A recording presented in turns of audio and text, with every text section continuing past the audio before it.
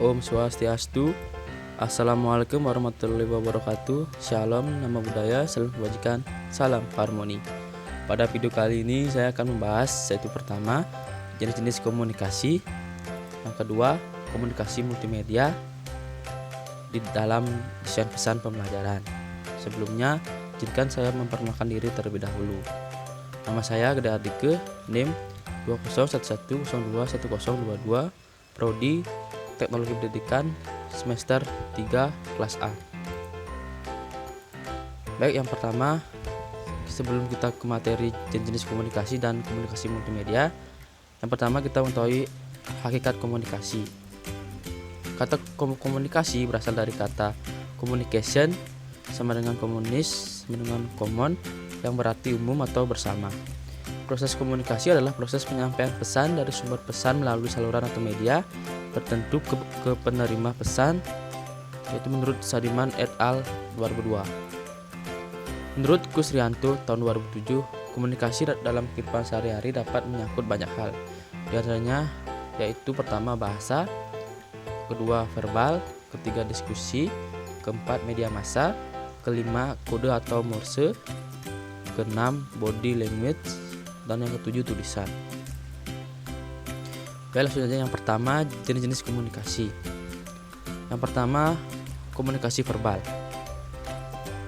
yaitu jenis komunikasi ini yang lebih banyak mengandalkan indera pendengaran atau telinga dalam menerima pesan. Penyampaian pesan pada komunikasi verbal lebih banyak mengandalkan ucapan atau bunyi-bunyian.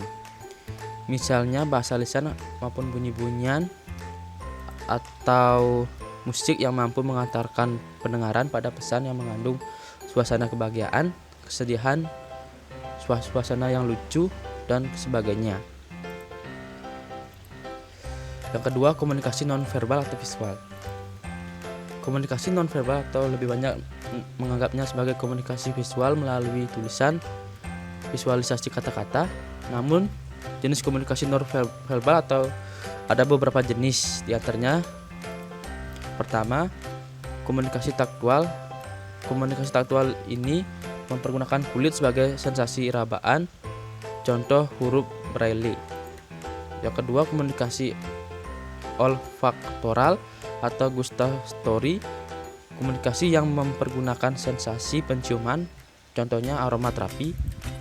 Yang ketiga, komunikasi pengecap, yaitu komunikasi yang menggunakan lidah sebagai sensasi pengenal rasa. Yang keempat, komunikasi tubuh atau body language, yaitu komunikasi melalui gerak-gerakan tubuh, misalnya gerakan mengesankan kegelisahan, kesedihan, dan lain-lain. Yang kelima, komunikasi telepati. Komunikasi ini menggunakan kekuatan pikiran untuk mempengaruhi atau mensugesti seseorang. Dan yang keenam, komunikasi perilaku atau kebiasaan yang dilakukan oleh seseorang yang merupakan sebuah informasi penting mengenai orang, misalnya jam berapa ia bisa meninggalkan rumah pada hari kerja, jam berapa pulang, apa makanan kesukaannya, bagaimana model pakaiannya, serta kebiasaan-kebiasaan lain yang menonjol. Dan yang kedua, komunikasi multimedia. Menurut Robin dan Linda dalam Suyanto 2003, multimedia merupakan alat yang dapat menciptakan presentasi yang dinamis dan interaktif yang mengkombinasikan teks, grafik, animasi, audio, dan gambar video. Multimedia ini menunjukkan konsep multimedia yang lebih komprehensif dengan adanya sifat dinamis dan interaktif. Menurut Mayer 2001, teks atau lisan atau yang tercetak dalam gambar, ilustrasi, foto, animasi, dan video disebut dengan animasi. Secara umum, komunikasi multimedia adalah kemampuan untuk berkomunikasi menggunakan lebih dari satu media. Elemen-elemen komunikasi multimedia. Yang pertama, teks adalah kata-kata tertulis atau tercetak yang dapat dilihat oleh indera penglihatan. Teks dalam multimedia merupakan elemen dasar. Yang kedua, gambar atau ilustrasi yang merupakan elemen yang lebih konkret daripada elemen teks. Yang ketiga, video merupakan elemen yang mampu memberikan gambaran nyata dari sebuah kejadian atau peristiwa. Keempat, Animasi memiliki keunggulan bila dibandingkan dengan video. Peristiwa-peristiwa yang tidak dapat direkam dapat dimanipulasi menggunakan animasi.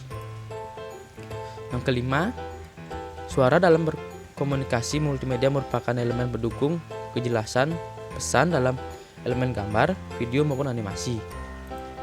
Dan yang keenam, user control adalah kelengkapan atau fasilitas yang dipergunakan oleh pengguna untuk mengendalikan program. Sekian video pemaparan materi dari saya. Terima kasih.